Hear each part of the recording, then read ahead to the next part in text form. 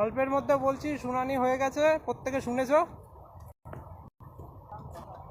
প্রত্যেকে গ্রুপে আশা করি দিয়ে দেবে কেউ যদি রেকর্ড করে থাকে। পরে লাইভে বিস্তার বলছি। আপাতত যে বিপক্ষরা বিভিন্ন আইএ যে অ্যালাউ করতে চেয়েছিল, পার্টি হতে চেয়েছিল, সেটা সম্ভব হয়নি। আর শুনানি অনেকটা পিছিয়ে গেছে, আগস্ট মাসে পড়েছে, প্রত্যেকে শুনেছো।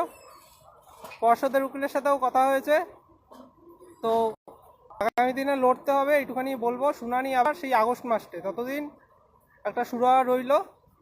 এই হচ্ছে আপডেট। তো প্রত্যেকে বলবো, যারা যারা এখনো ফান্ড দেননি, ফান্ড দিয়ে সাহায্যটা করুন, কারণ আমাদের কিন্তু হাতে শুনানির দু একটা শুনানির ফান্ড রিজার্ভ রাখতে হবে, কখন মামলা পরপর উঠবে তার ঠিক নেই।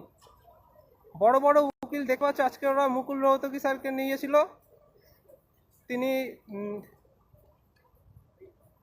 একজন বড় মাপের উকিল, প্রত্যেকে জানো। তো সেই দিক থেকে আমাদেরও কিন্তু ওরকম বড় উকিল রাখতে হবে যখন ফাইনাল হিয়ারিংগুলো হবে।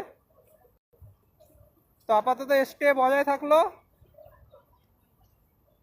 প্রত্যেকের জন্য এটা সম্ভব হয়েছে। আমাদের সাথে বিকেলবেলায় আবার একটা কথাবার্তা হবে উকিলদের সাথে।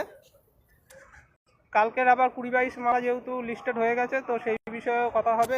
এখানে 20 মামলা আছে, 2017-তে সাদেকদাও এসছে, সাদেকদা আছে, খাচ্ছি আমি, একটু বেরিয়ে এসছি, তাই একটু আপডেট দিয়ে দিলাম।